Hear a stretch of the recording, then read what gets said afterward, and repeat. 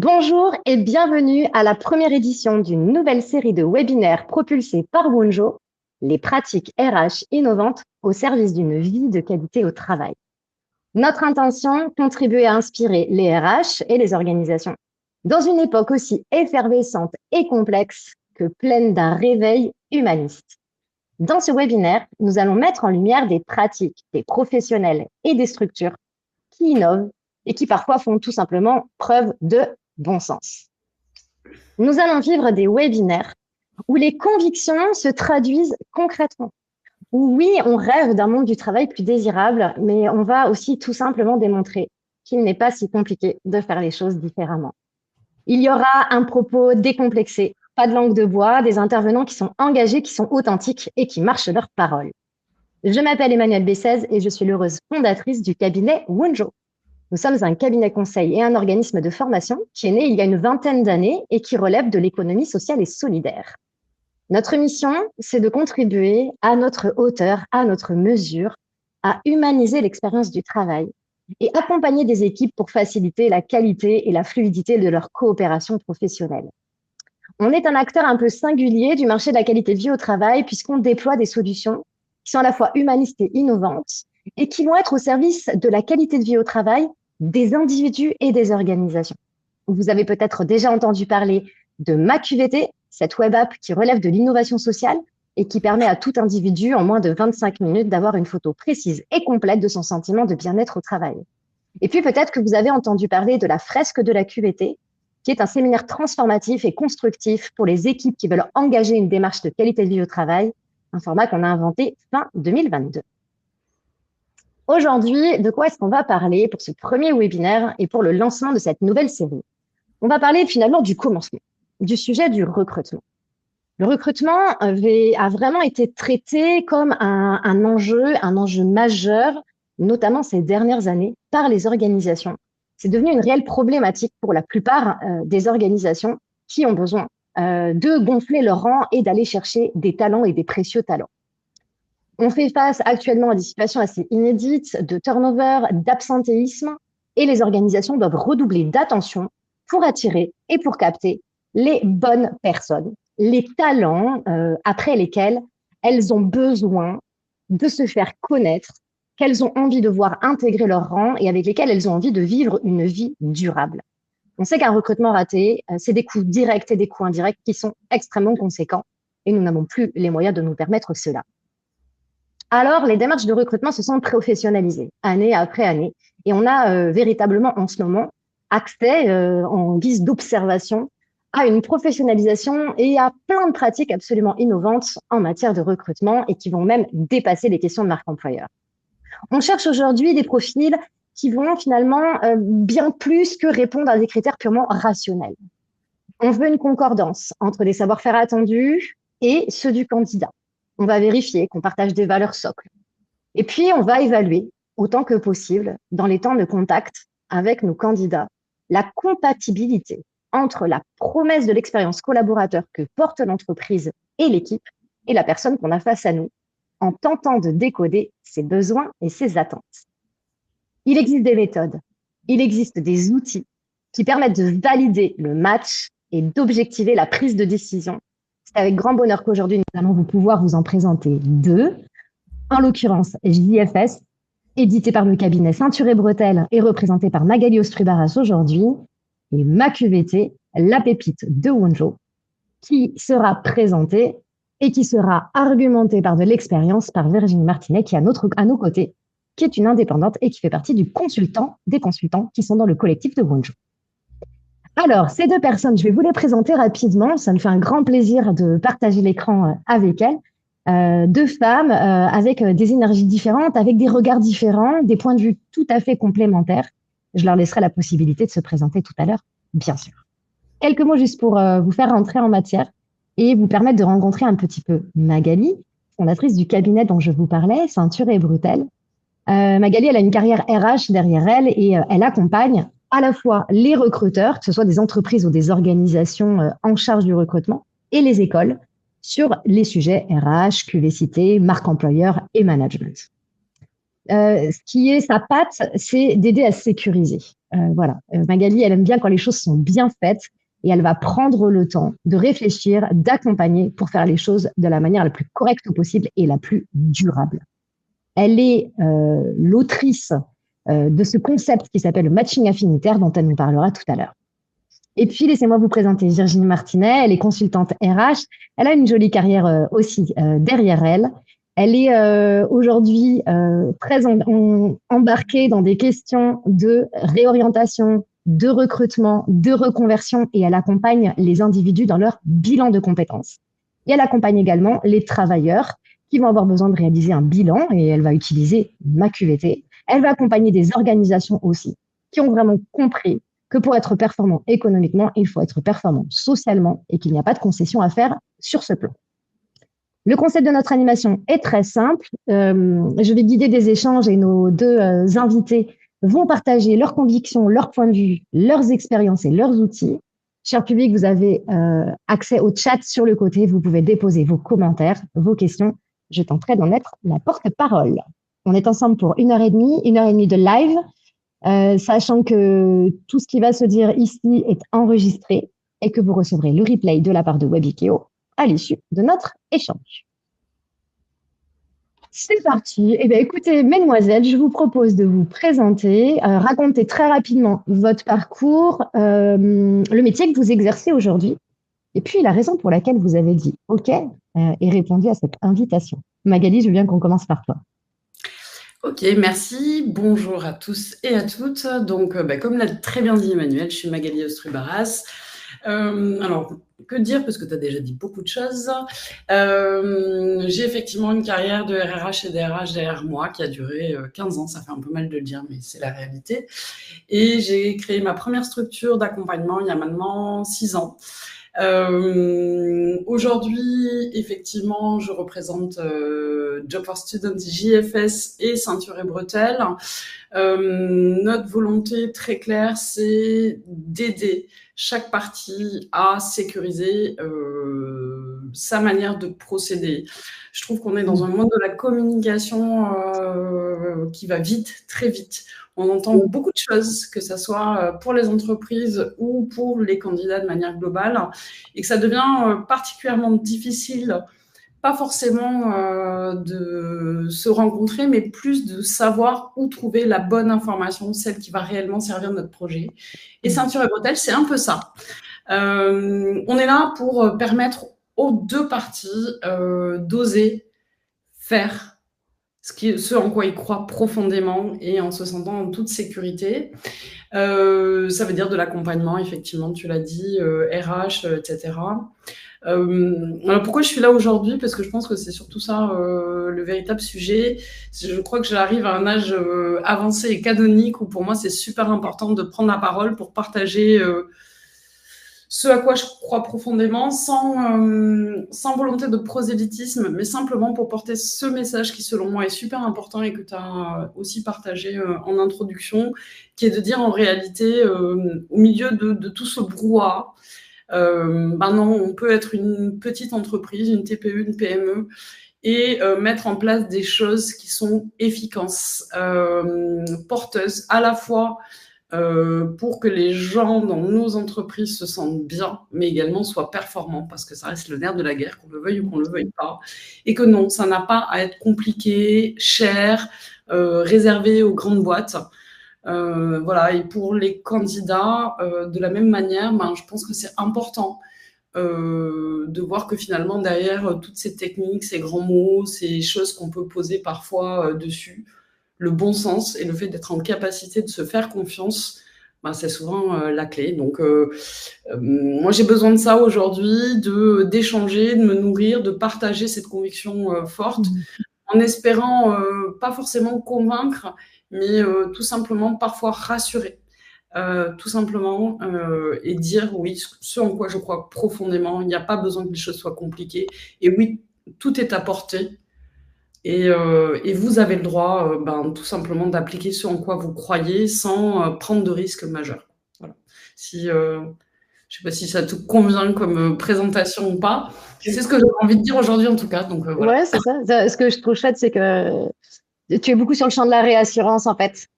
C'est intéressant à entendre. C'est oser faire Mais ce en quoi on croit et se sentir en sécurité avec ça. Mais le simple, enfin, toi tu connais l'histoire, mais ceinture et bretelles, le nom même est né de ça en fait. C'est quand on a dû choisir comment on allait s'appeler, on galérait, etc. Et en fait, en me refaisant le fil, j'ai pris conscience que la véritable valeur ajoutée qu'on pouvait avoir nous en tant qu'accompagnement, c'était simplement d'être présent pour donner les outils à nos clients, donc entreprises et ou candidats et ou structures d'accompagnement, pour oser faire ce en quoi ils croyaient. C'est-à-dire, tu as parlé tout à l'heure en matière de recrutement, on va parler que de ça très, très vite, mais oui, pour moi, il y a essentiellement une forme de réassurance. Aujourd'hui, on entend beaucoup taper sur les chefs d'entreprise, etc., sur les recruteurs, les RH, machin, etc. De la même manière, on tape aussi sur les candidats de l'autre côté.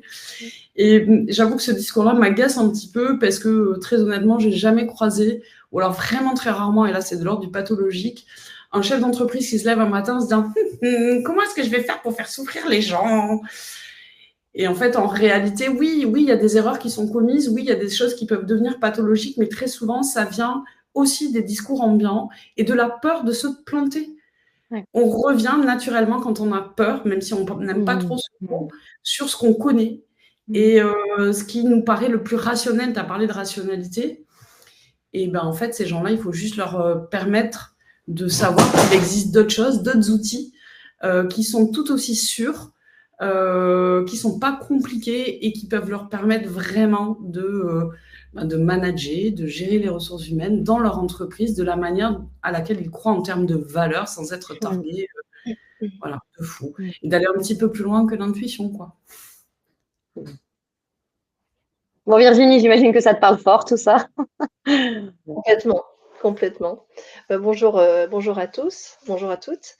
Merci déjà Emmanuel pour cette superbe invitation que je ne pouvais pas refuser évidemment. Donc, tu as dit le principal, on va dire, sur ma présentation. Moi, je suis issue, j'ai passé une quinzaine de ma vie dans le monde du transport routier de marchandises, où j'ai, voilà, pour moi, ça a été l'école de la vie. J'ai appris énormément. J'ai été manager, hein, comme on le dit. Sauf que moi, j'ai été promue pour mes compétences et pas forcément pour ma capacité à savoir manager. Déjà.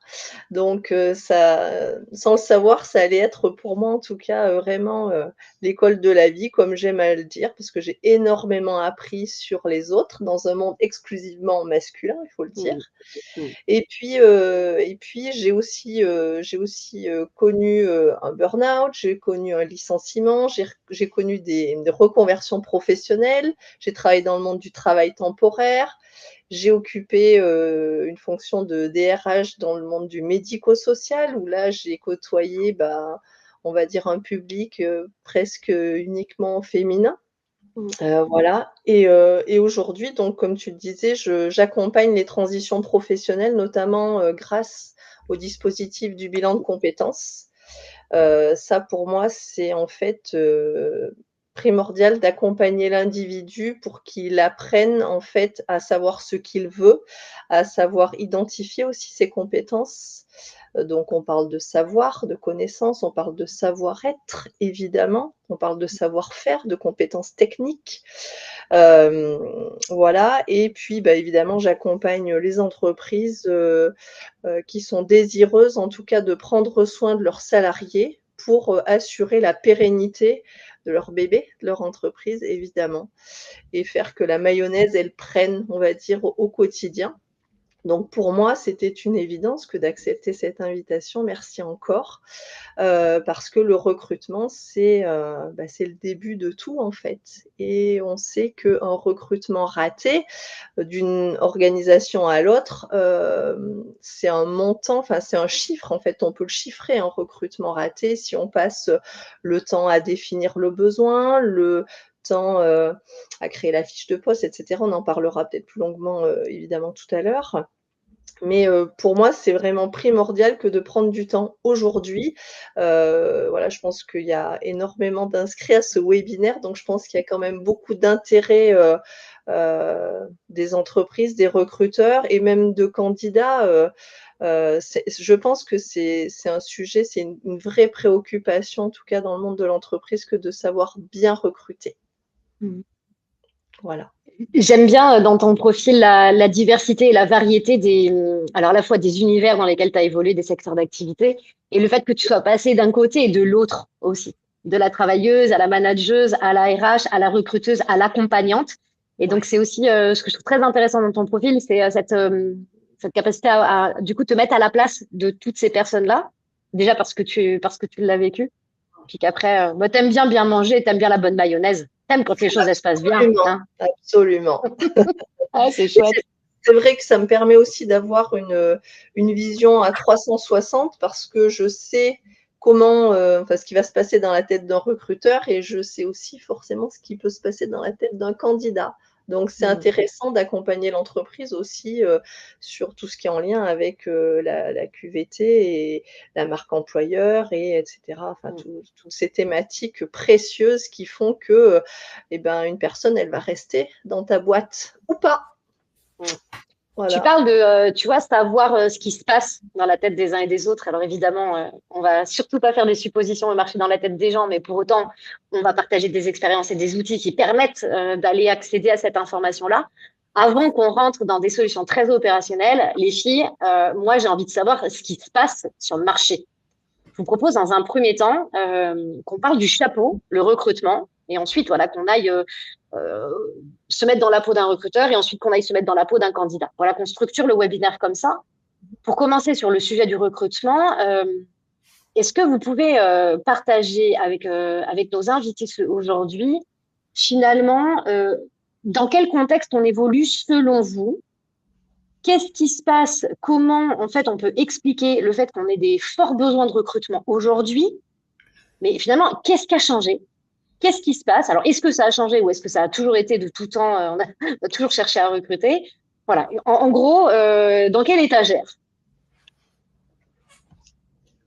Magali, Maga, vas-y, pour alterner les prises de parole. Ok, alors, moi, je pense que je vais aller un peu à contre-courant de ce qui est dit de manière générale. J'ai personnellement, en balayant un petit peu les 20 dernières années, parce que ça fait 20 ans que je recrute, pas le sentiment qu'on recrute en réalité beaucoup plus qu'il y a plusieurs années. Je ne crois pas que ça soit plus difficile que ça ne l'était il y a quelques années. Je pense que ça l'a toujours été. Mais que la véritable différence, pour moi, c'est le fait, et j'en ai parlé en amont, mais que en termes de communication et notamment de poids sur les réseaux sociaux, c'est devenu un sujet dont on parle beaucoup plus facilement. Le poids dans LinkedIn, si on parle que d'un réseau professionnel aujourd'hui, est quand même beaucoup plus important qu'il y a 10 ou 15 ans. Il y a une tendance qui veut expliquer que c'est beaucoup plus difficile et certainement un sentiment partagé par beaucoup d'entrepreneurs depuis la Covid, avec l'arrivée de la génération Z, etc. Pourtant, statistiquement, quand on regarde de manière hyper factuelle les chiffres de ces mêmes niveaux de difficulté il y a 10 ans, ils étaient identiques. C'est-à-dire que là, à l'époque, les chefs d'entreprise de l'époque, il y a 10 ou 15 ans, avaient le sentiment que non pas la génération Z, puisqu'elle n'y était pas encore, mais la génération Y, c'est-à-dire la mienne, n'avait pas envie de travailler, demandait trop de choses, ne restait pas dans les entreprises, etc., etc. Et je me rappelle, moi, avoir pris la parole il y a 4 ou 5 ans, puisqu'on nous tapait encore dessus sur la génération Y, et aujourd'hui on dirige, donc forcément c'est nous qui critiquons ceux qui arrivent sur le marché, de dire, écoutez, arrêtez de nous taper dessus, juste, on va avoir 40 balais, quoi. Et donc on n'est plus des enfants incapables de s'investir, ou etc. Et il y a quand même ce truc-là, je pense, dont on parle effectivement beaucoup plus. Oui, les aspirations ou la manière dont les générations qui arrivent sur le marché du travail présentent les choses est différente. Oui, bien sûr, la relation au travail a évolué, c'est évident, mais elle a évolué pour toute la société. Dans mon expérience en tant que RRH et DRH, et j'ai aussi été dans des milieux très différents, souvent très exigeants dans l'industrie, le bâtiment, etc., ces difficultés en matière de recrutement, ces attentes, ces interrogations devant les générations qui arrivaient, elles existaient déjà, même si elles portaient sur d'autres sujets. Et les plus grandes difficultés, si je suis tout à fait honnête, que j'ai eues dans ma carrière en matière de relations insu, c'était plutôt avec des gens qui avaient entre 40 et 50 ans, qui commençaient à se poser des questions sur leur investissement dans l'entreprise, qui avaient été déçus, que par rapport à des jeunes dont je crois qu'il faut accepter, quelle que soit la génération en cause, que oui, parfois, ça demande du temps de donner des éléments d'explication qu'on n'a pas toujours, et ça rend les choses compliquées, et ça, je l'entends. Mais ma conviction personnelle, c'est qu'on n'a jamais été autant outillé pour recruter qu'aujourd'hui, et que les difficultés et le sentiment de difficulté que chacun rencontre, parce que je ne nie pas ce sentiment de difficulté, il a toujours été existant. C'est simplement que les personnes qui sont en charge de la direction ne sont plus les mêmes, et que c'est plus les mêmes générations, et que comme à chaque fois d'une arrivée d'une nouvelle génération, il y a de véritables écarts. Bon, après, Emmanuel, tu connais ma conviction sur mon agacement sur le sujet de la séparation des générations et du côté intergénérationnel. Mais voilà, moi personnellement, je ne crois pas qu'il y a des difficultés majeures. Je pense qu'il y a des sujets différents à traiter, mais je pense pour autant, et ça c'est la note optimiste, qu'il n'y a jamais eu autant d'occasions et de techniques à notre disposition pour réussir nos recrutements. Par contre, le brouhaha qu'il y a autour, brouille un petit peu les pistes, ça j'en suis convaincue. Ok. Je ne sais pas si j'ai répondu à ta question en fait. Parce que Ah bah si, très très bien. C'est très à contre-courant de tout ce qu'on peut lire et de tout ce qu'on peut entendre. Et finalement, c'est aussi intéressant de se dire que on peut potentiellement baigner dans une forme de pathos et de partage de difficultés, et les réseaux sociaux vont encore plus les amplifier. Et quand on le ramène à de la rationalité, se dire qu'en fait, non, c'est statistiquement, techniquement. Donc c'est plus sur le sujet quali finalement que sur le sujet quanti que ça se joue. Enfin, pardon, je prends la parole, mais au-delà de ça, c'est pas simplement une réflexion. Enfin, toi, tu le sais, mais je me rends compte que les gens qui sont autour et qui écoutent ne le savent pas forcément. Au-delà du fait d'accompagner des entreprises, moi, aujourd'hui, je suis dirigeante et j'ai des salariés et j'ai des personnes de la Gen Z dont je ne me séparerai pas, qui sont engagées, qui sont motivés, sur lesquels je peux m'appuyer. Et oui, on a des différences culturelles et d'âge, hein, clairement, parce que certaines, malheureusement, enfin, entre guillemets, je pourrais être leur mère, je pense. Ouais, presque. Mais pour autant, j'ai le contre-exemple dans ma propre entreprise. Et j'ai une chance inouïe de travailler avec ces gens-là. Et c'est juste la preuve que ça existe et que c'est possible et que ça va pas être compliqué parce que franchement, le recrutement et le management et ma vie RH dans ma boîte aujourd'hui, sans parler du conseil qu'on apporte aux autres structures, c'est un non-sujet en fait. Alors oui, la facilité, c'est mon job. Enfin, ça a toujours été mon métier. Mais pour autant, c'est possible. Et vraiment. Et sans... je peux pas dire avec 3 ans de recul, il n'y a pas eu de problématique de cet ordre-là. Aucune. Virginie, est-ce que tu partages ce point de vue? Oui, absolument. Et l'intergénérationnel, ça fait beaucoup jaser, on va dire, dans le monde du recrutement, ces fameux écarts de génération. De façon plus globale, moi, pour l'avoir vécu, je trouve que, et alors c'est les échos aussi de ce que remontent les entreprises, il y a quand même un marché de l'emploi qui est plutôt en tension. Aujourd'hui, on le voit bien, enfin, moi, j'ai vécu il y a quelques années dans le médico-social, il y a souvent un décalage aussi entre les besoins qui sont, définis en entreprise, les compétences dont on a besoin. Là, on est vraiment sur le savoir-faire, parfois aussi sur le savoir-être évidemment, mais il y a vraiment un décalage entre des fois des candidatures qu'on reçoit et le besoin qu'on émet au travers, de la rédaction d'une annonce. Donc ça, voilà, je trouve qu'il y a déjà un gap à ce niveau-là et aujourd'hui et malheureusement, il va y avoir de plus en plus de tensions. On est aussi, sur un effet, démographique, hein, on vieillit. Bon voilà, c'est très objectif, on va dire, hein, en tout cas comme constat. Et on a, justement des salariés qui vieillissent en entreprise. On va devoir aussi, assurer, enrayer en tout cas, cet effet de départ et justement pour recruter, les bons, candidats, il va falloir, mettre en place, plein de choses en entreprise, déjà pour fidéliser, aussi pour transmettre ces fameuses compétences. Ça, c'est primordial. Après, sur la question de l'intergénérationnel, j'ai envie de dire de tout temps, il y a eu un fossé entre, déjà moi, je me rappelle, mes parents avec leurs parents à eux. Enfin, il y avait toujours, voilà, des écarts, à ce niveau-là. Mais au fond, si on réfléchit bien, en tout cas si on le vit, les besoins fondamentaux en entreprise, je pense qu'on a quand même tous les mêmes, hein. On aspire, à se sentir bien au travail. Enfin, j'ai jamais, vu quelqu'un qui kiffait de se lever le matin et se dire: «Allez, je vais aller bien m'enquiquiner aujourd'hui, tiens, voilà, ça va être bien». Bah non, non, on a envie, que la journée, en fait, elle se passe le mieux possible. Après, on va chercher différentes choses d'un individu à l'autre quand on va au travail, mais en tout cas, qu'on ait, je pense, 25, 30 ou 55, 60 ans, les besoins fondamentaux, même s'ils varient, de l'une à l'autre, voilà, ils sont quand même bien présents et je pense que c'est intéressant aussi de se pencher, là-dessus, sur leur satisfaction, en tout cas. J'aime bien que tu connectes le sujet du recrutement au sujet de la fidélisation.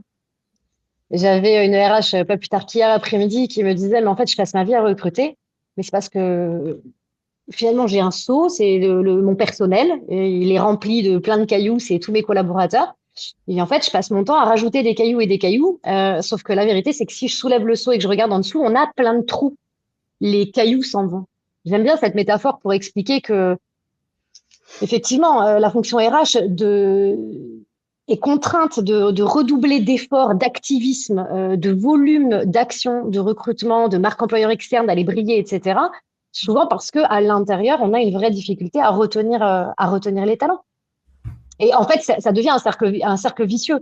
Donc, quelque part, prendre soin du personnel et fidéliser les équipes, c'est aussi le meilleur moyen de ne pas avoir besoin de recruter tous les 4 matins. Oui et effectivement, j'ai échangé la semaine dernière avec un dirigeant d'entreprise, une petite entreprise de une trentaine de salariés qui me disait qu'il passait son temps, en fait, à régler des problématiques humaines. Voilà, donc on voit bien qu'en fait, que le relationnel, l'humain, ça occupe, enfin, ça tient chaud des fois, hein, aussi, hein, comme on dit, hein. Ça occupe vraiment beaucoup de place aussi dans le quotidien, donc une entreprise, elle a tout intérêt à ce que, les relations soient fluides, voilà, de gérer en tout cas au mieux, ces relations interpersonnelles et managériales évidemment. Une dernière petite question sur sur le recrutement. Les chasseurs de tête disent de plus en plus que les recruteurs veulent des moutons à 5 pattes. Est-ce que ça, vous le constatez? L'histoire du mouton à 5 pattes. Maga? Alors, oui, mais je crois que ça a été de tout temps. C'est-à-dire que j'en reviens à la question de se réassurer. Si tu poses la question à des recruteurs ou à des dirigeants, ils vont intellectuellement quasiment toujours te répondre que ce qui compte le plus, ou quasiment tout le temps, au-delà des compétences techniques, c'est la personnalité et les valeurs. Ok. Une fois qu'on s'est dit ça, quand il s'agit de faire, tu as évoqué tout à l'heure le coût du recrutement pour une entreprise. On sait aujourd'hui effectivement le calculer. On sait aussi que ça coûte minimum un recrutement raté sur un poste dit non qualifié. J'aime pas ce terme, mais ça coûte minimum 3 à 6 mois de salaire brut chargé. C'est le minimum du minimum. Donc, c'est juste énorme. Et même si peu d'entreprises font l'effort de le mesurer, parce que ça paraît très loin et puis ça paraît pas sur une ligne, sur le bilan, c'est des coûts cachés, ce qu'on appelle des coûts cachés, instinctivement, les gens savent que ça leur coûte de l'argent, ça leur coûte de l'énergie, à minima, s'ils ne savent pas combien ça leur coûte, financièrement, ils savent que ça leur coûte de l'énergie, de devoir remplacer, recommencer, que ça épuise les autres équipes, que les gens râlent, enfin voilà. Ils connaissent de près ou de loin, en tout cas, ce désagrément et cette énergie, parce que c'est souvent comme ça que c'est mesuré plus que financièrement, c'est l'énergie, la place que ça prend dans la tête, dans le quotidien, de régler ces problèmes. Eh ben, quand tu ne sais pas comment faire, quand on te dit toute la journée, oui, mais l'intuition, c'est pas bon, voilà. Qu'est-ce que tu fais? Tu dresses ton portrait idéal du candidat le plus extraordinaire que tu vas pouvoir trouver et idéalement, tu essayes de faire en sorte qu'il va te coûter le moins cher possible parce que, pas juste parce que tu as envie de mal payer les gens, mais juste parce que tu as des contraintes budgétaires aussi. Et donc, tu me fais une liste à la Prévert où tu vas demander tout et n'importe quoi pour te réassurer en te disant que peut-être ce candidat-là, il existe. Et à ce moment-là, on le juge beaucoup ça, mais la réaction en elle-même face à quelqu'un qui n'a pas la technicité, qui n'a pas conscience de l'importance d'eux, elle est compréhensible. Et moi, il y a aussi un autre sujet, je pense qu'on l'évoquera plus tard. Je pense qu'au cours des 10-15 dernières années, on s'est fourvoyé dans le message qu'on a fait passer aux personnes en cours de recrutement, donc chefs d'entreprise et même dans le secteur des ressources humaines et aux candidats. On a fait croire que l'arrivée des nouvelles technologies allait rendre ce sujet qui embête, entre guillemets, tout le monde, avec lequel on est rarement confortable, allait permettre de faire un claquement de doigts des recrutements. Et donc, on a augmenté les attentes vis-à-vis, je ne vais parler que des entreprises dans un premier temps, des personnes en charge du recrutement, en se disant, comme ils disposent aujourd'hui d'outils, moi, je n'ai jamais recruté dans un ATS et j'ai toujours travaillé, en tout cas en début de carrière, dans des PME. Ça aussi, les gens découvrent qu'il y a des ATS là depuis 6 mois. Enfin, en gros, ça fait 20 ans que ça existe, mais c'est pas grave. Bon, passons. En gros, on a dit, ok, maintenant que on a augmenté la capacité à traiter le nombre de candidatures, on va augmenter le nombre de candidatures à traiter. Du coup, on va passer moins de temps. En réalité, l'outil, il devrait servir à quoi? Il devrait servir à répondre mieux aux gens, à avoir une capacité effectivement à pré-trier, etc. En revanche, qu'on oublie de dire, et ce sur quoi je pense qu'il y a un véritable mensonge à minima par omission, c'est que tout le travail amont, le temps passé en amont, ne devrait pas avoir été diminué. Aujourd'hui, quand j'observe comment les gens recrutent, c'est OK, déjà, s'il y a une fiche de poste, on est bien. Je vais créer vite fait une fiche de poste. Pouf, je passe une annonce sur 15 trucs de recrutement. Je vais recevoir plein de CV. Mon ATS, il va pré-trier, puis après, on verra. Mais en fait, le temps majeur qu'on devrait passer, selon moi, pour être en réussite, c'est le temps amont, c'est-à-dire celui qu'on n'a pas envie de faire. C'est quoi mon profil idéal? C'est quoi l'ordre de priorité des critères? Et comment je mesure? C'est ce temps-là. Et comment je rédige une annonce, pas qui va m'apporter un volume de candidatures suffisant, mais qui va s'adresser à ce candidat ou à ces candidats qui vont potentiellement s'épanouir chez moi. Et c'est là où il y a un véritable mensonge et une incompréhension complète.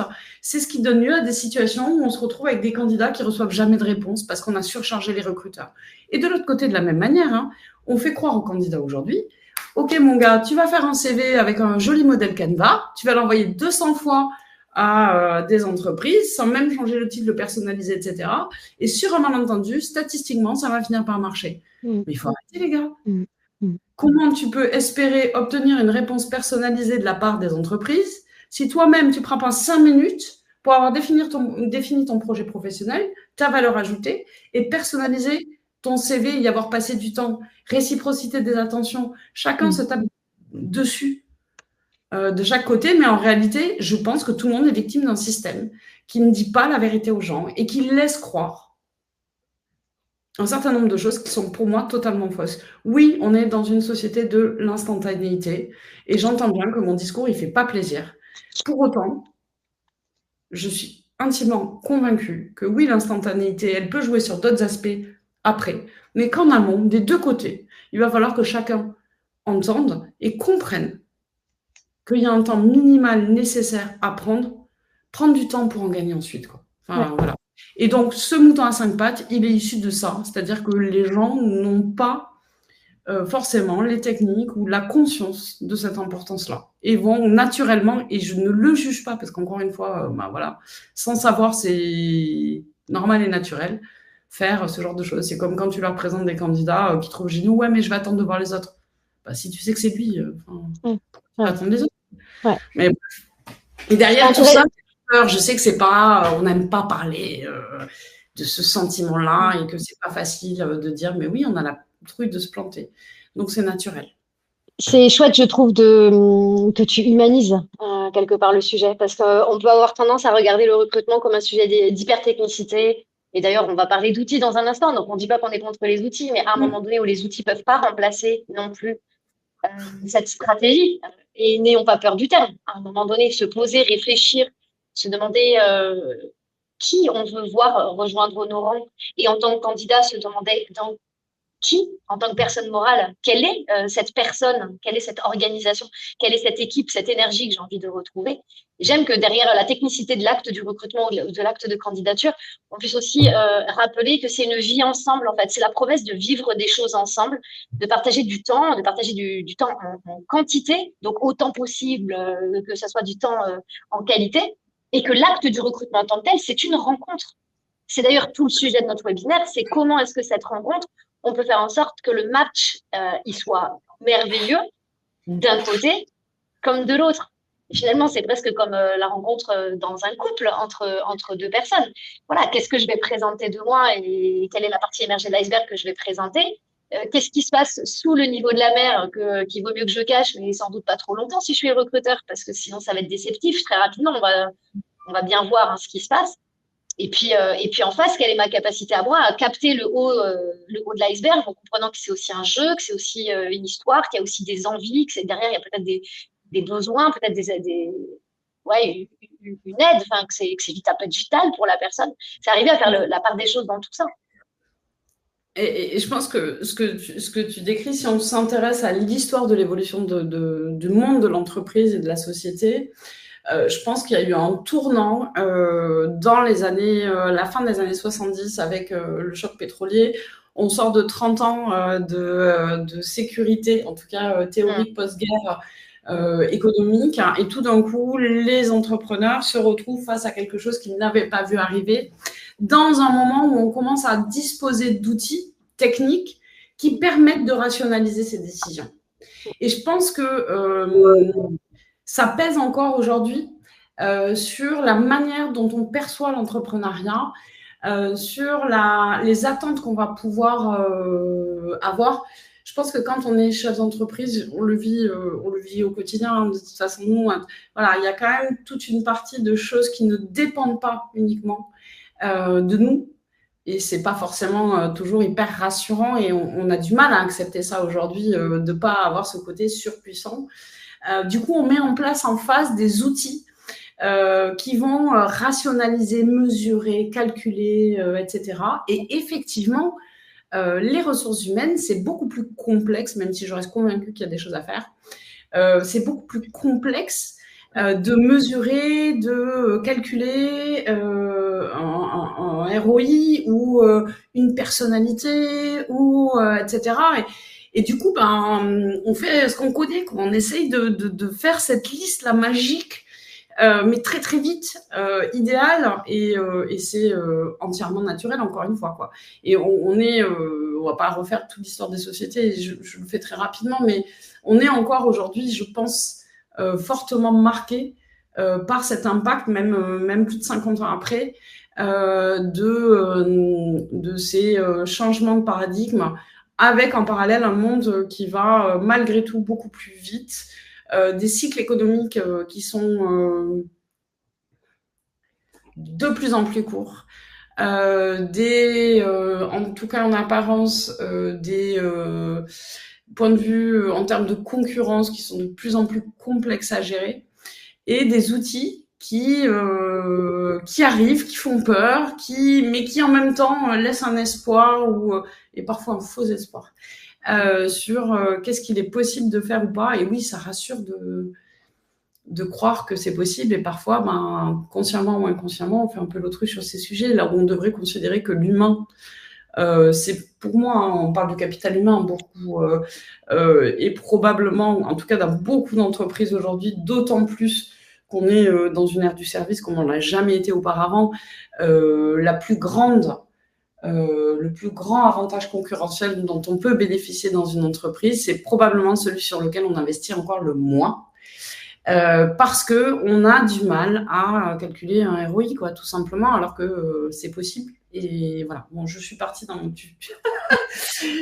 mais oui, je pense que ça explique ça beaucoup.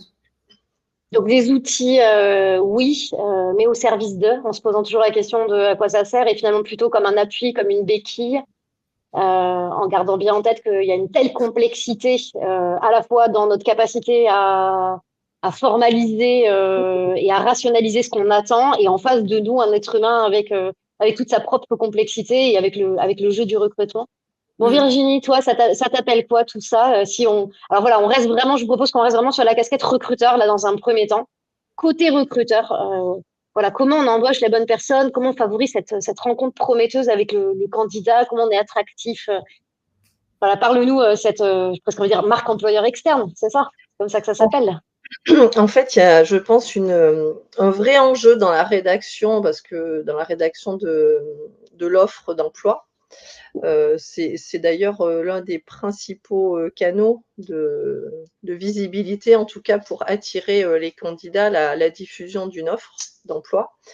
Et en fait, il y a un vrai enjeu là-dedans, parce que c'est là qu'on va séduire, comme tu le disais. Donc, qu'est-ce qu'on va choisir de montrer? Il y a des choses dont on est forcément plus ou moins fier. En tout cas, dans une entreprise, il y a toujours des points qui sont perfectibles, évidemment, dans le quotidien des équipes. Qu'est-ce qu'on va choisir de mettre en avant dans cette offre d'emploi? J'ai envie de dire, au-delà des compétences qu'on a déjà analysées avec le manager, on a défini le besoin, etc. Je pense que ce qui est important, et je pense que c'est un point, en tout cas, que le candidat va être sensible, c'est qu'est-ce qui se passe, en fait, dans cette entreprise? Et ça implique de le savoir, en fait. Comment est-ce qu'on vit le travail au quotidien? Comment sont les équipes entre elles? Comment sont les individus? Comment est-ce qu'ils échangent entre eux? Est-ce que c'est la bonne ambiance dès le matin? Est-ce que c'est un salut, ça va de convenance? Vous voyez, mais ça, c'est des choses qu'on peut pas écrire, en fait, dans une annonce, à moins de dire il y a une bonne ambiance, tout le monde s'entend bien. Voilà, ça fait un peu, voilà, c'est pas terrible, quoi. Et je pense qu'il faut déjà le savoir comment vivent nos équipes, et le mettre en avant. Ça, pour moi, c'est quelque chose de pertinent, et qu'on voit peu, en fait, dans les annonces.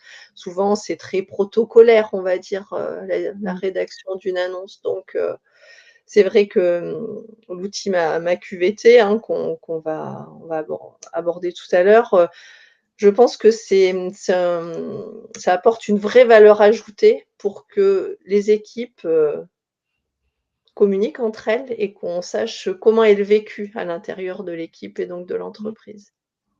Je me souviens d'un séminaire avec des chefs d'entreprise, ça va parler à Magali, dans un très grand groupe qu'on avait co-animé toutes les deux, où on faisait du training pour les chefs d'entreprise sur l'entretien de recrutement. Et où très rapidement on constate qu'ils sont super forts pour raconter l'histoire. En 1970, papy crée l'entreprise, etc. Très forts pour parler du métier, du secteur d'activité.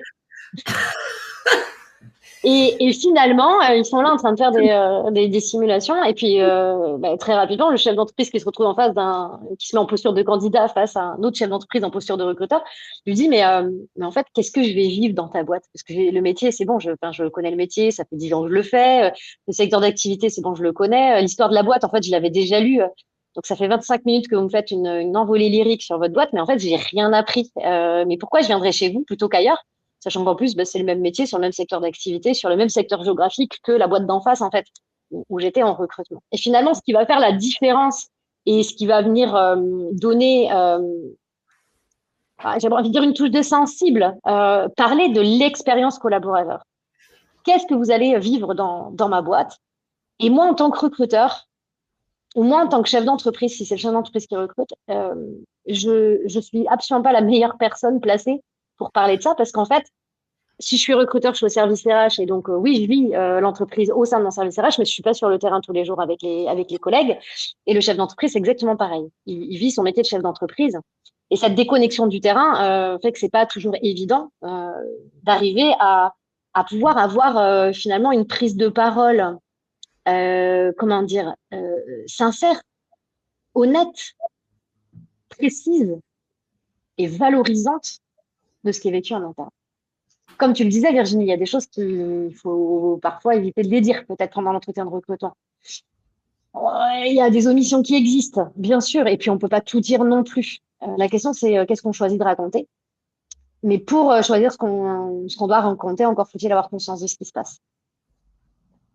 Je vous propose à toutes les deux de partager une petite étude de cas.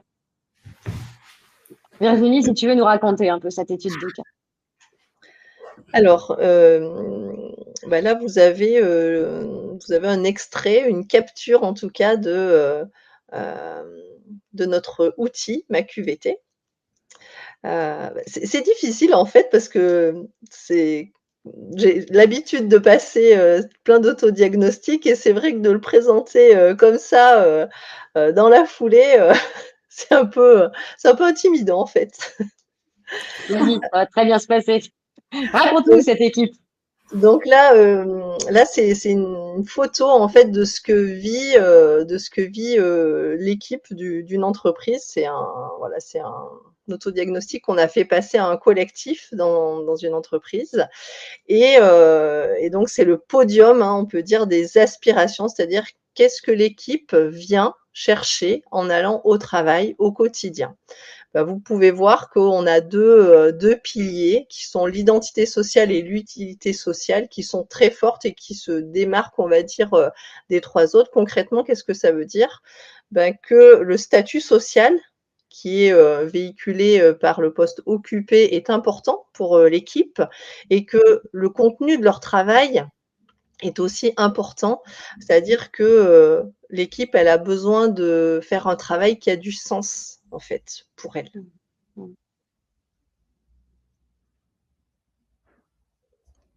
Là, vous avez donc une photo de 3 indices. On peut observer donc l'indice QVT, en fait, c'est comment se sentent les équipes au quotidien. On a un taux qui est proche de 80%, qui est plutôt élevé, on va dire. Et on a une équipe qui a des besoins qui sont plutôt bien nourris au quotidien, au travail.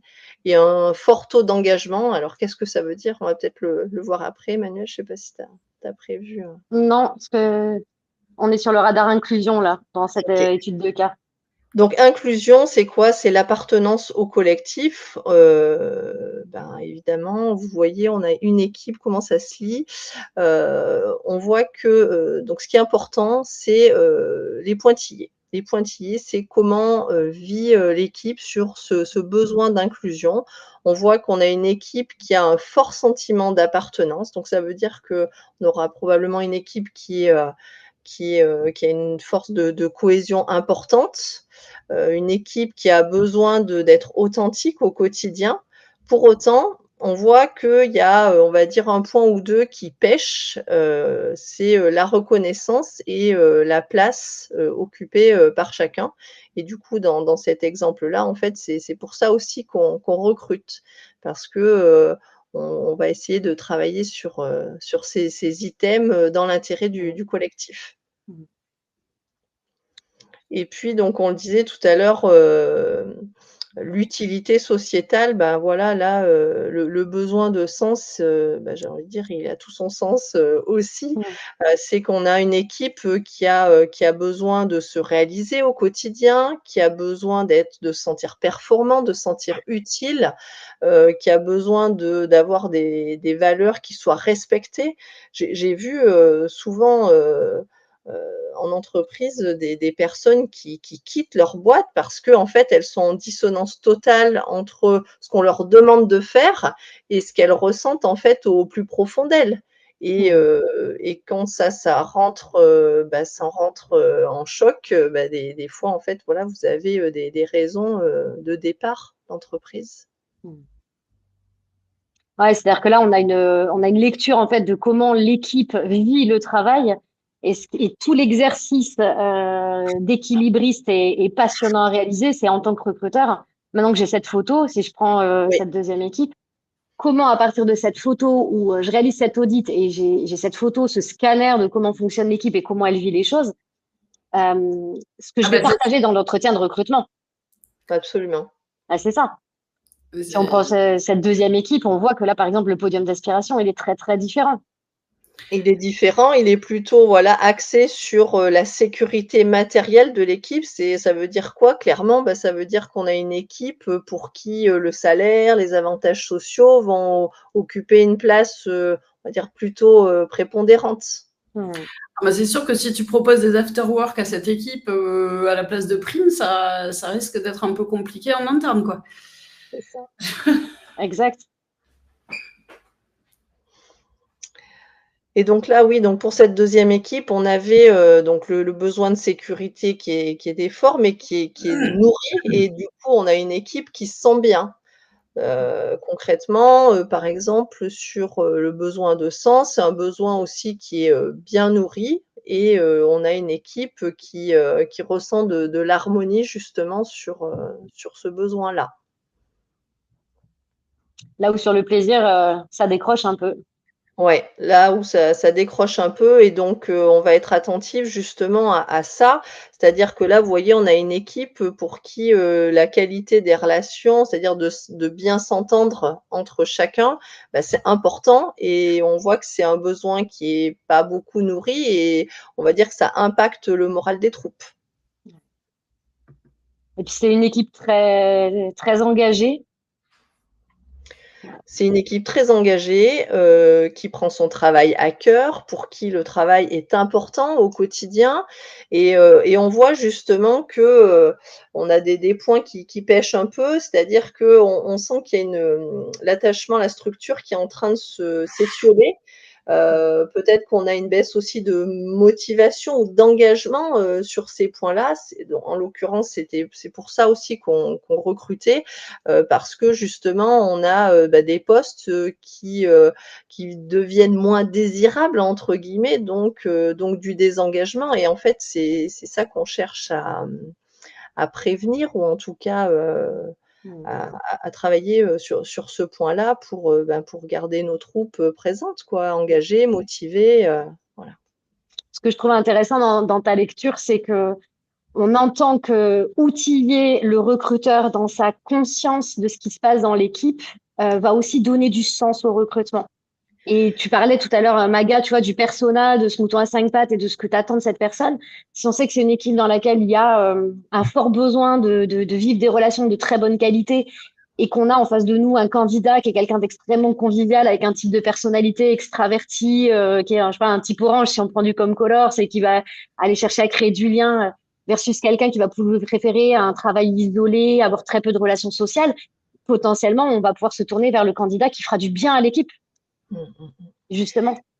Et c'est aussi pour ça, on parlait du persona, définir le besoin, c'est primordial, enfin je veux dire quand on s'apprête à diffuser, une annonce, le travail en amont, il doit être absolument réalisé avec une personne du terrain.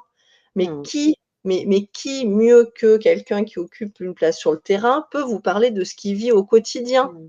Hmm. C'est voilà, ça sera un non-sens que de ne pas, inclure justement un manager, dans, la rédaction de cette annonce et même dans le process, d'entretien évidemment, de recrutement. Et les pairs aussi qu'on voit de plus en plus invités à participer au processus de recrutement. Après tout, on les contacte sur LinkedIn pour savoir ce qui se passe quand on est un candidat, donc on peut aussi les rencontrer en vrai, ouais. Ok, moi je vous propose qu'on parle du matching affinitaire. Là, on était sur cette logique de, en tant que recruteur, plutôt que de marcher dans la tête finalement de mon équipe, c'est aller lui poser la question et puis pouvoir être la porte-parole de cette expérience collaborateur pour être vraiment très honnête autant que possible en tout cas et avoir cette vision de ce qui se passe. Magali, on sait que, on en parlait tout à l'heure en introduction, on veut recruter les bons candidats, on va aller dépasser cette notion de compétence et de savoir-faire. On va aller de plus en plus sur les questions de savoir-être et de valeur. Moi, j'aimerais bien que tu nous parles de ça. Comment on dépasse ces critères et comment est-ce qu'il existe des outils? Parce que souvent, on nous dit qu'on ne sait pas comment faire. Alors oui, test de personnalité, etc. Mais les valeurs, c'est quand même très spécifique. Les savoir-être, c'est quand même très spécifique. Est-ce qu'il existe des outils? Est-ce que ça coûte cher? Est-ce que c'est compliqué? Est-ce qu'il faut être psychologue? Enfin voilà, comment ça se passe côté recruteur? Alors, comment ça se passe côté recruteur? Ce que je crois déjà en amont, avant de parler d'outils, c'est que c'est super important d'avoir défini réellement ce qu'on attend et mettre des mots dessus. On y reviendra quand on parlera côté candidat, mais la difficulté principale pour moi, elle est essentiellement là.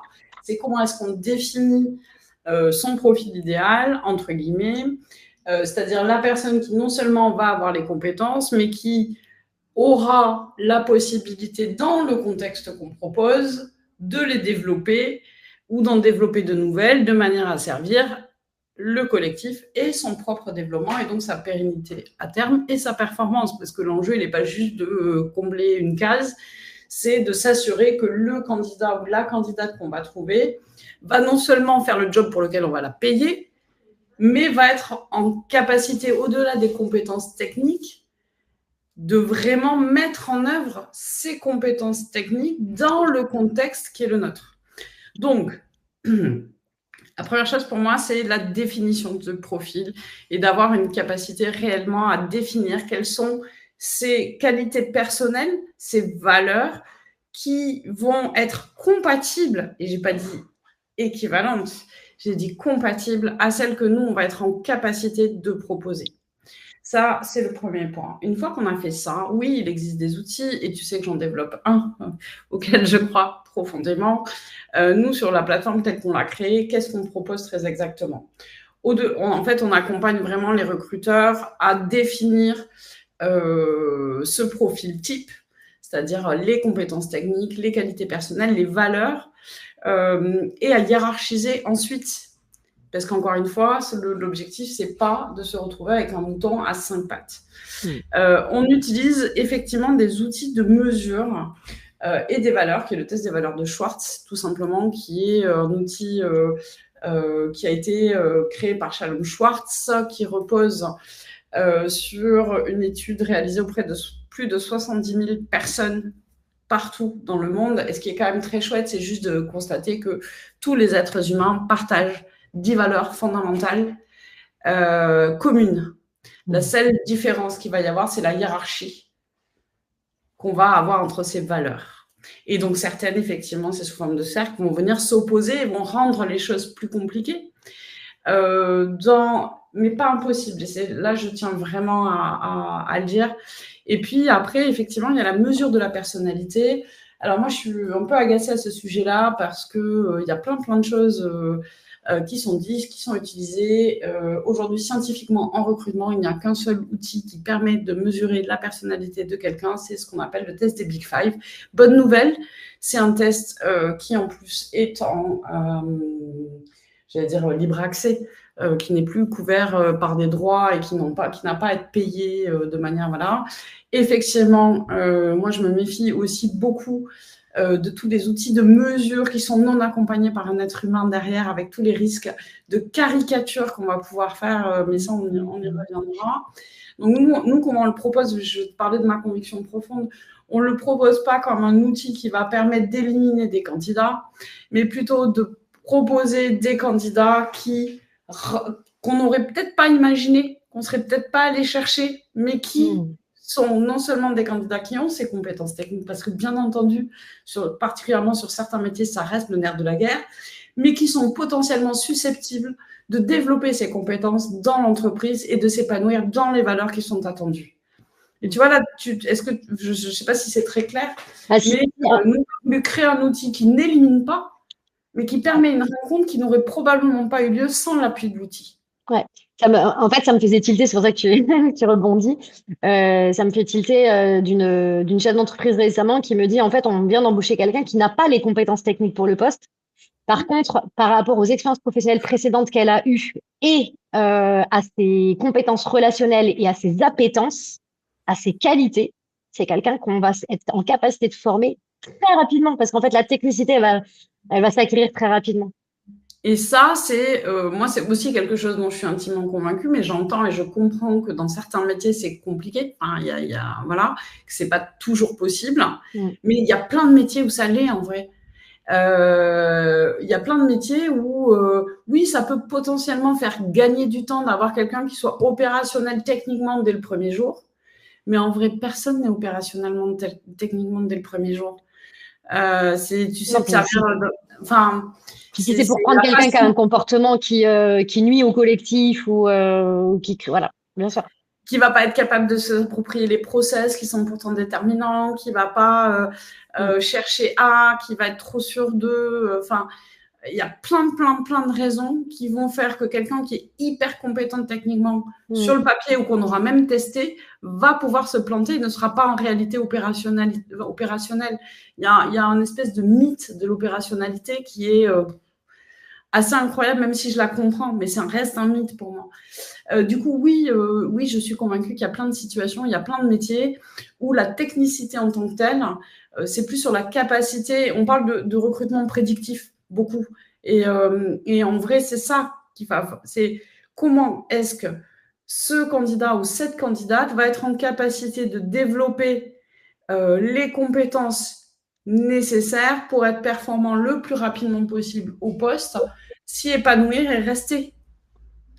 Et oui, il y a des métiers où on ne peut pas s'extraire des compétences techniques. Mais en gros, je vais grossir le trait, mais chaque fois qu'on n'a pas besoin de sauver une vie, à un moment donné, il faut aussi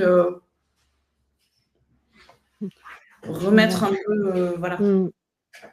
Il y a Amandine dans le chat qui disait que la partie qualité humaine, elle arrivait souvent en dernier dans les offres d'emploi, voire même qu'elle apparaissait carrément pas. Donc, ce qui raconte aussi cette non-interrogation de départ ou cette encore prévalence très, très forte de la compétence technique. Est-ce que, Virginie, toi, sur le terrain, est-ce que tu vois des recruteurs qui, effectivement, ont de plus en plus cette appétence pour aller recruter avec ce filtre des compétences comportementales et des valeurs? Oui, j'ai envie de dire que le soft skills, comme on aime à l'appeler, il surpasse en fait parfois la technicité du besoin.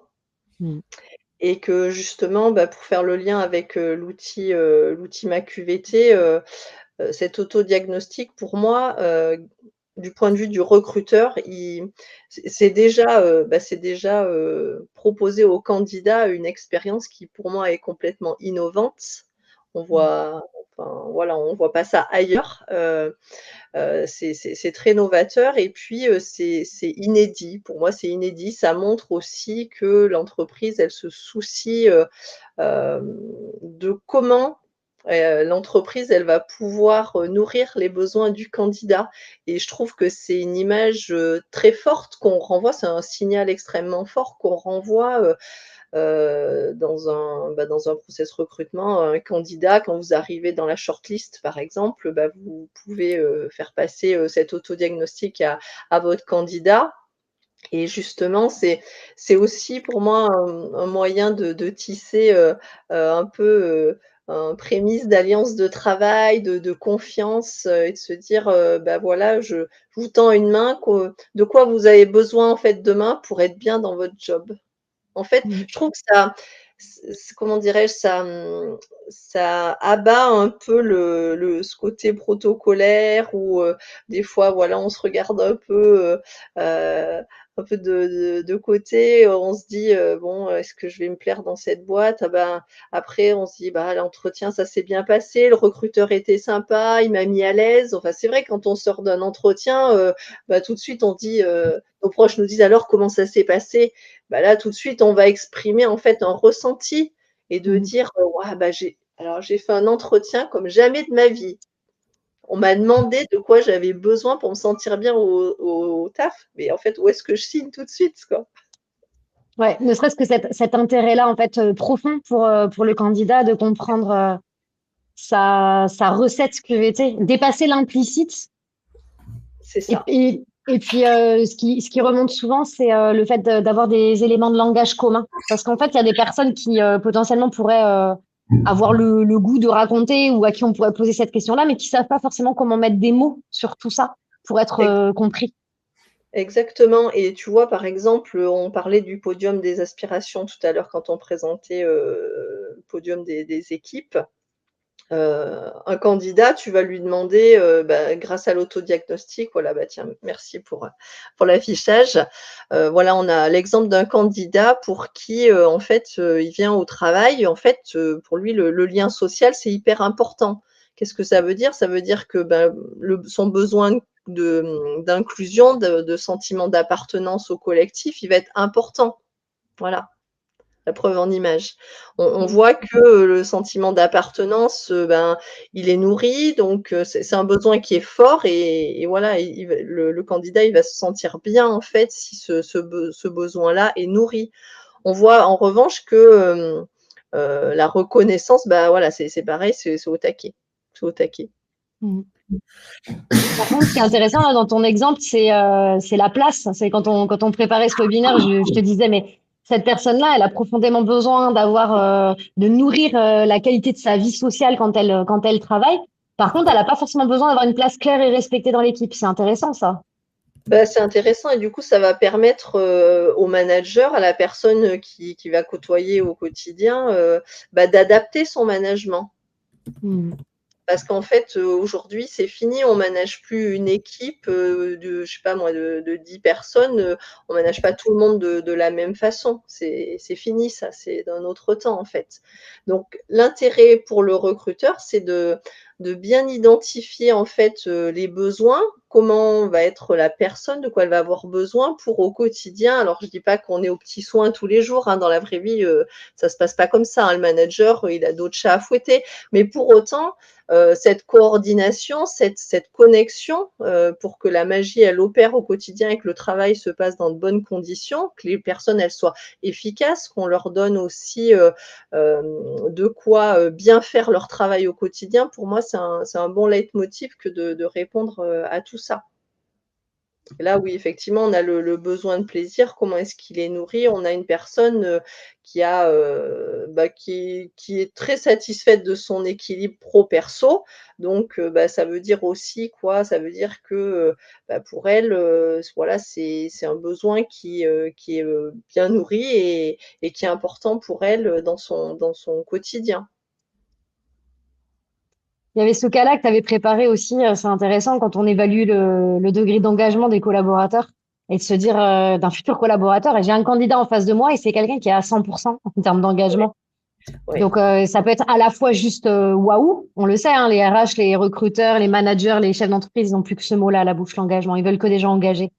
Par contre, quand on a quelqu'un qui finalement ne fait pas de distinction entre la qualité de vie au travail et la qualité de vie tout court, qui prend tout avec un niveau d'affection très très fort, qui confond son identité personnelle avec son identité professionnelle, qui s'implique corps et âme, qui adore son métier, qui aime tout, on sait aussi que c'est des candidats idéaux aussi au cramage, hein, pour Voilà, le dire attention, clairement. Ouais. warning, c'est ce que j'allais dire, warning, et justement, mais voilà, ça permet aussi au manager après d'accompagner la personne dans la gestion de son rapport au travail. C'est-à-dire que, quand on embauche quelqu'un, oui, on veut qu'il soit engagé, motivé et cetera et cetera. Mais voilà, on veut pas qu'il aille effectivement au crash, évidemment. Donc ça va être l'occasion de raisonner, d'accompagner au quotidien, la personne. On n'a pas besoin d'être au boulot, H24 pour faire du bon boulot et le faire bien, en fait. Moi, ce qui me vient en vous écoutant toutes les deux, là, si je peux clôturer un peu le volet recruteur, c'est une forme de vigilance qui me semble important à verbaliser pour les gens qui nous écoutent aujourd'hui. On l'a dit hein, tout à l'heure, les outils doivent être au service d'eux. Méfions-nous des surinterprétations. Et est-ce que à un moment donné, les outils aussi ne risquent pas d'être mis entre des mains où ça risque de devenir finalement des outils de sélection, de discrimination, de jugement, de classement. Enfin, voilà. Et je pense qu'il faut vraiment se prémunir là-dessus. J'aimerais bien que vous me parliez un peu de votre déontologie métier avec l'usage des outils. Alors, en ce qui me concerne, hein, ça a été l'histoire de la boîte, c'est-à-dire qu'effectivement, au départ, JFS est né pour créer la plateforme, mais très, très, très rapidement, j'ai eu la conviction profonde que si on n'accompagnait pas en parallèle à former, on allait recréer les inégalités qu'on voulait éviter. Et oui, oui, personnellement, j'en suis intimement convaincue. Et Ceinture et Bretelles est née de ça, en fait, de cette idée que oui, les outils devaient permettre d'aider à décider, etc., mais qu'ils ne pouvaient pas remplacer la relation en elle-même. À défaut, enfin voilà, à défaut, on allait recréer ces espèces d'inégalités, d'erreurs de recrutement qui allaient, voilà, parce que ça doit donner des indices, mais ça ne remplace pas le factuel. On peut mesurer les choses. Si on reprend le render engagement là, qu'il y avait juste derrière moi, tu vois, mon premier réflexe, c'est de dire ouf. Là, je me revivais mon expérience de reconnaissance. Oui, attention au burn-out, etc. Ou cramage, comme tu as dit.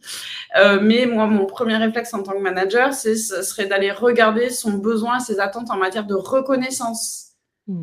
Parce que me sont revenus plein d'exemples de personnes dans le passé hyper investies, qui en apparence n'attendaient pas de reconnaissance, n'en avaient même pas conscience qu'ils avaient ce besoin de reconnaissance, faisaient les choses gratuitement, naturellement, etc., juste pour le plaisir d'être investis, etc., et qui en réalité, au fond d'elles-mêmes, pour plein de raisons, rejouaient quelque chose avec des niveaux d'attente et forcément des niveaux d'attente en termes de reconnaissance qui étaient probablement peu nourris, parce qu'en plus, c'est souvent ces gens-là qui font pas de bruit, qui avancent, qui s'investissent, etc., on pense même pas à les remercier parce que ça devient quelque chose de complètement naturel et qui finissait par devenir les pires ennemis parfois de la structure.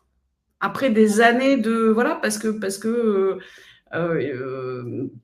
et donc effectivement si on fait entre guillemets en disant ouais je vais recruter ce candidat-là parce que c'est quelqu'un d'hyper engagé machin etc. mais que derrière on s'est pas assuré que l'organisation est capacitante et qu'on a des managers à l'écoute et en veille.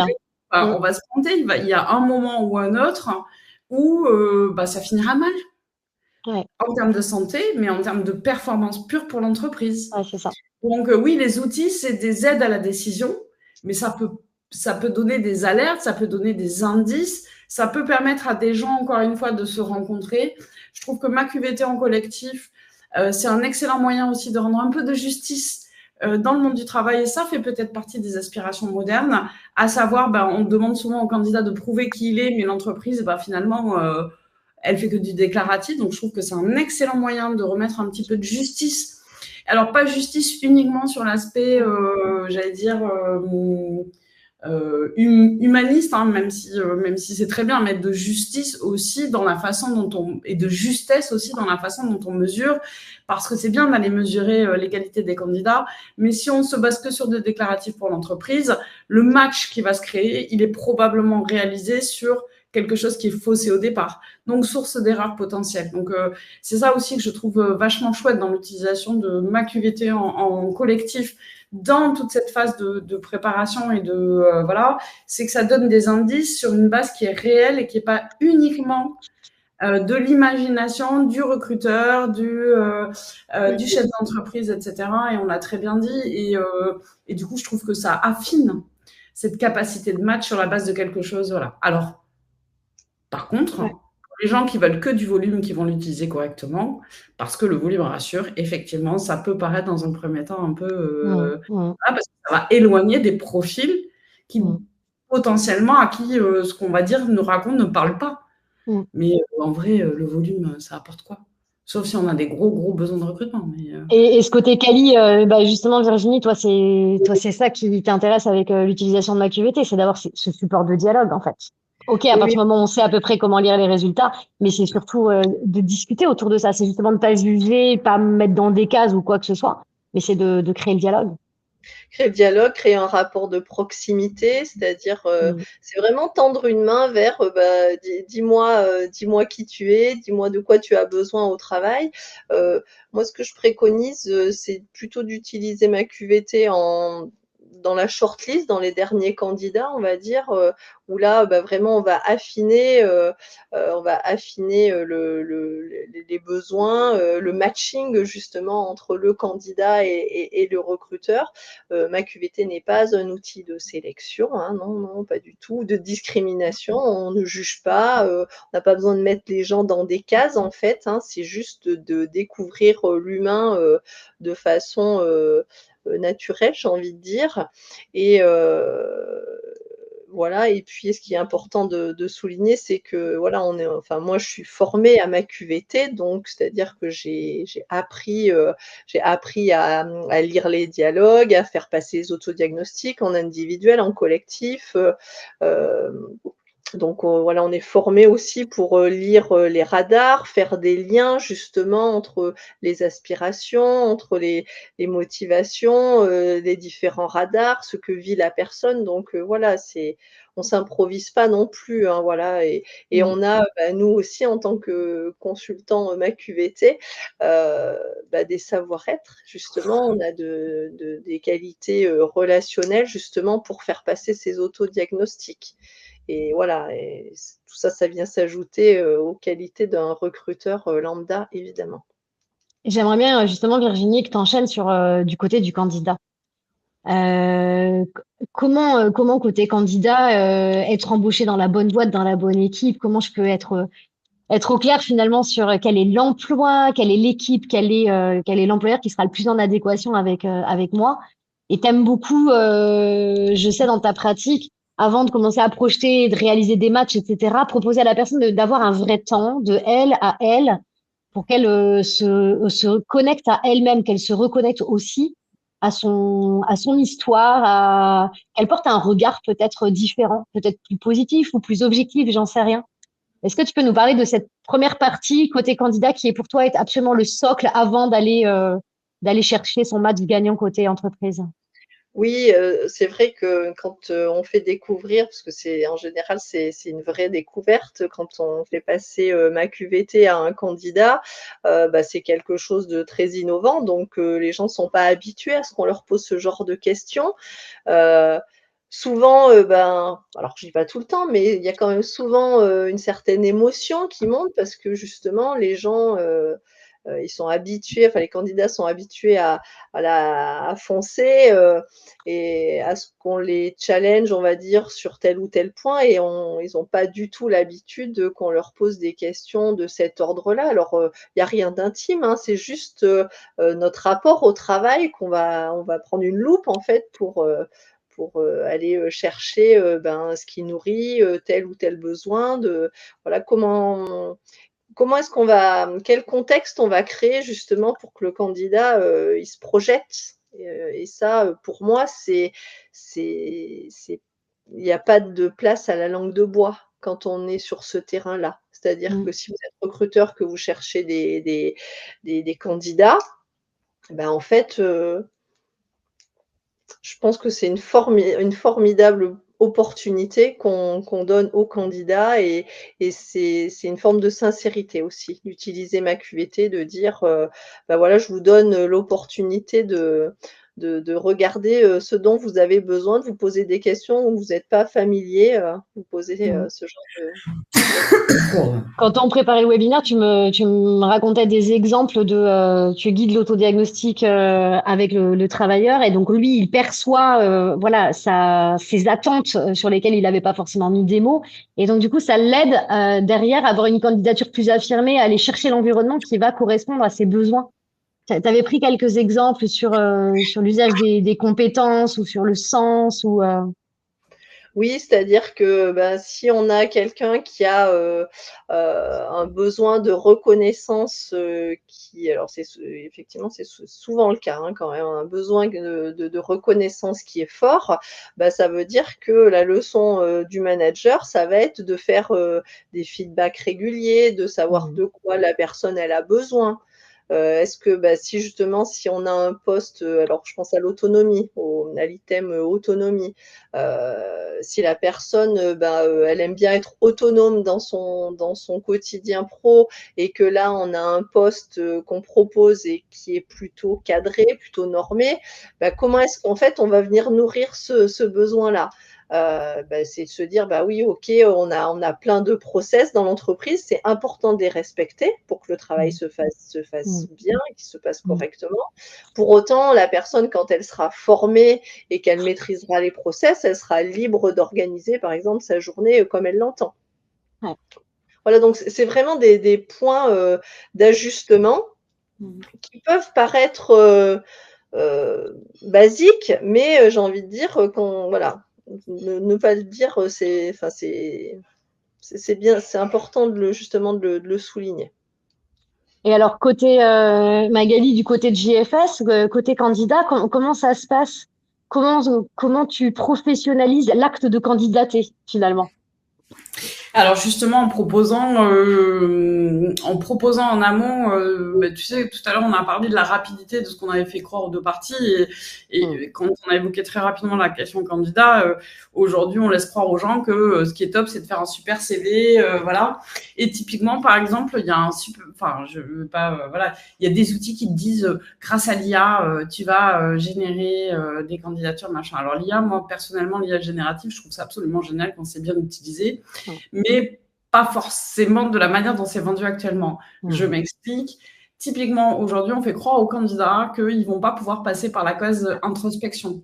Soit parce qu'ils sont trop jeunes et qu'ils se disent « j'ai pas d'expérience de machin, et ça sert à rien, je vais jeter 3 mots sur un CV, un modèle Canva, ça va aller très bien.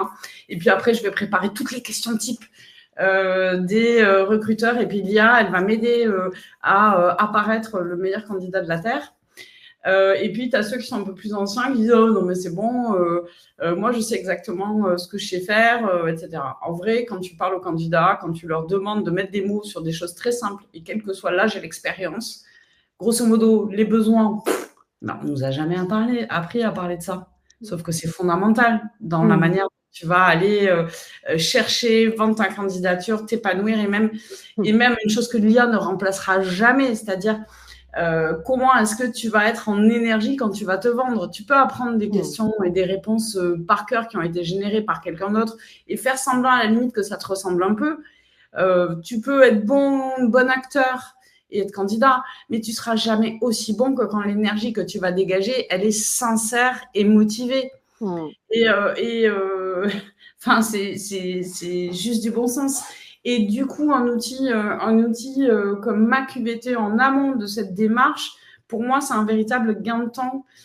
Parce que effectivement, vous avez parlé du verbatim, en tout cas des mots posés dessus qui sont communs, et c'est super important. Nous, on a derrière toute une méthodologie pour apprendre aux gens justement à repérer dans les annonces. Et là, l'IA peut effectivement beaucoup nous aider quand c'est bien utilisé pour gagner du temps et pas pour remplacer qui on est. Mmh. Pour aller chercher effectivement comment on repère ces critères, comment on voit dans une annonce que cette annonce potentiellement, cette entreprise, elle va nourrir mes besoins, ces besoins auxquels j'ai réfléchi. On accompagne même, on fait des socles. On va donner un exemple, voilà, alors peut-être sans citer le client, mais aujourd'hui on accompagne une école d'ingé et tous les étudiants d'une école d'ingé dans leur projet professionnel. On a démarré avec MaQBT. Pour justement que chacun ait une vision très claire de ses besoins, de sa relation au travail pour préparer le projet professionnel. Et on redécoupe chacun des items derrière pour qu'à la fin, ils aient un CV non seulement qui leur ressemble, mais également cibler des entreprises dans lesquelles potentiellement ils vont être en capacité de développer leurs compétences, passer leur diplôme d'ingénieur. Et même sur des publics qui sont jeunes, entre guillemets, qui n'ont pas trop l'habitude d'aller faire cette introspection, on le fait plus tard en général quand on a 20 ans, on ne se pose pas ce genre de questions, ou alors très très rarement. Les retours, c'est assez rigolo de les voir évoluer, parce qu'ils sont une centaine, de les voir évoluer par rapport au projet professionnel. C'était dans un an et demi. De quoi vous me parlez? Est-ce que c'est vrai? Il y en a même un qui m'a posé la question, vous croyez que c'est vraiment nécessaire d'avoir un projet professionnel? Mais quand on sortira, on enverra des CV, quoi. Waouh. Ouais. Alors, obligatoire, non. Par contre, par expérience, je peux te dire que oui, effectivement, c'est quand même Non recommandé, ouais. Voilà. Et des gens qui savaient pas du tout, rien que le fait de s'être posé la question, et puis on les a enquiquinés, entre guillemets, parce qu'au début, ils n'avaient pas vraiment envie d'y aller. Et ben, ils trouvent le truc, ils tirent le fil, ils constatent qu'ils sont tous différents les uns des autres, alors qu'ils ont tous la même formation. Pas loin, là, ils sont en 4e année, donc ils ont fait tous la même prépa, ils sont tous dans la même école, alors avec des options différentes, mais en fait, tous une aspiration, une capacité. En gros, ils vont pas aller dans les mêmes boîtes, ils vont pas aller faire les mêmes jobs, et ils n'en ont pas envie. Ouais. Et puis, tous ceux qui croyaient au tout début que le Graal absolu, c'était de surtout pas avoir de patron et d'être son propre chef à l'issue, parce que c'est beaucoup à la mode quand même aujourd'hui de dire ça et de faire croire à toute une génération qu'on peut tous être indépendants, vivre, et que c'est génial parce que ça nous supprime nos patrons. Mais finalement, en faisant le poids, il y en a quasiment 80% de ceux qui avaient imaginé ça au départ qui disent non, mais en fait, je crois que je vais être salarié d'abord, parce que mon besoin de sécurité matérielle, il est quand même vachement plus important que mon besoin d'autonomie. Et ça, je l'avais pas vraiment perçu. Et puis, vous voyez, et ça, je crois que c'est absolument magique d'offrir ce temps nécessaire aux gens, sans jugement, juste une piste de réflexion. Et je suis intimement convaincue que dans leur candidature et dans la manière dont ils vont, c'est pas j'en suis convaincue, je l'ai vu, donc statistiquement en plus, ils vont avoir des retours, parce que la stratégie du volume, elle marche sur un malentendu. Au bout d'un moment, on finit par trouver un poste quand on a envoyé 200 CV. Le risque, par contre, c'est de s'y épuiser, de ne pas comprendre, de se sentir rejeté, de ne pas maintenir l'effort, etc. Tandis que quand on fait l'effort au démarrage, statistiquement, cet effort d'introspection, avec ou sans ma QVT, cet effort d'introspection, de préparation, de ciblage des entreprises, on passe d'un taux moyen entre 2 et 25% des CV qui sont reçus en présélection à un taux qui va entre 50 et 80%, ce qui n'a quand même rien à voir. Moi, je pense que c'est vraiment le message fort que je retiendrai de votre intervention à toutes les deux. Merci pour ces partages, ces envolées lyriques et ces expériences. Ce message fort, ce que je vais retenir, j'ai l'image de ces deux cercles qui se rencontrent, de cette personne morale et cette personne physique. Et ce que j'entends, ce que je retiens, c'est prendre soin de se poser des questions et de s'offrir des espaces de réflexion d'un côté comme de l'autre, de poser les choses, de mettre des mots, de clarifier ce qui est attendu d'un côté comme de l'autre, faire le tri dans tout ça, mais ça demande vraiment de se poser de part et d'autre pour que le jour où il y a cette rencontre, le jour où il y a ce premier échange, cet entretien, ces premiers instants partagés, il y a un dialogue le plus précis, le plus authentique possible pour que cette rencontre, elle parte déjà sur des très, très bonnes bases, quelque part, et que le temps de vie précieux qu'on a accordé à cet échange, ça soit un temps fructueux. Et si on se rend compte qu'on n'a rien à faire ensemble, c'est pas grave. C'était pas du temps perdu parce que moi, en tant que recruteur, je me suis confrontée à une forme de diversité et j'ai peut-être appris aussi que dans ma façon de recruter ou de présenter le poste ou l'expérience collaborateur, j'avais encore des choses à affiner. Et toi, candidat, je t'évite aussi de venir chez nous et de vivre quelque chose qui ne serait pas aligné avec la promesse que porte le travail pour toi. Je trouve ça, je le disais en entrée en matière, il y a vraiment ce vent humaniste qui est en train de souffler dans les RH et qui donne beaucoup d'espoir. Et merci de nous avoir invités à prendre le temps, à nous outiller, mais à ne pas laisser passer l'outil avant tout, à faire en sorte que l'outil soit au service d'eux et pas discriminant. Si d'ailleurs, chers participants à ce webinaire, si vous avez envie de tester l'outil MaQVT, vous pouvez flasher le code qui apparaît sur votre écran. Ou dans le chat, vous retrouverez le lien si vous voulez cliquer pour aller directement sur la page web. Allez tester et puis venez vivre une heure en tête-à-tête en visio pour réaliser cette expérience d'introspection. Arriver à fabriquer cette cartographie tout à fait personnelle de qui vous êtes, vous, en tant que candidat ou en tant que salarié, en tant que travailleur. C'est hyper intéressant aussi pour les RH de faire cette expérience-là, eux, pour qu'ils puissent aussi mieux la comprendre quand elle est guidée pour les candidats.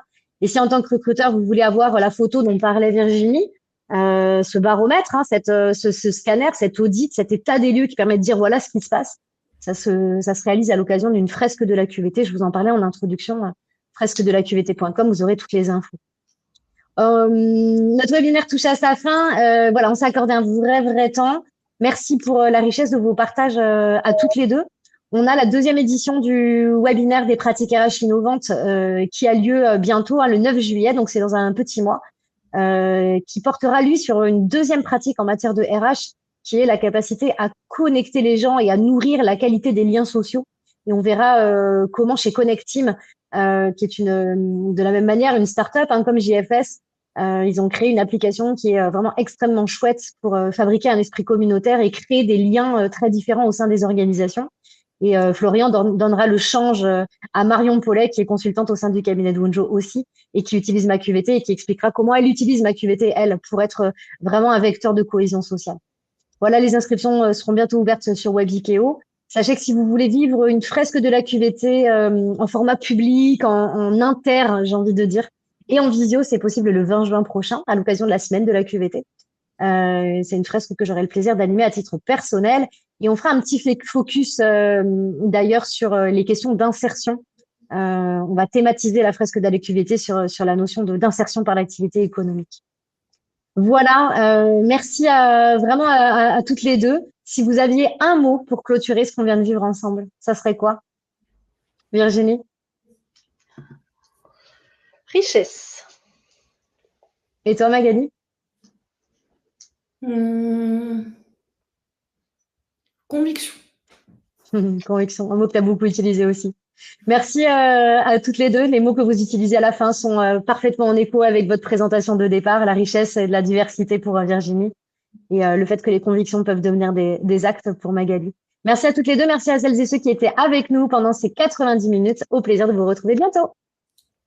Au revoir. Au revoir. Au revoir. Merci.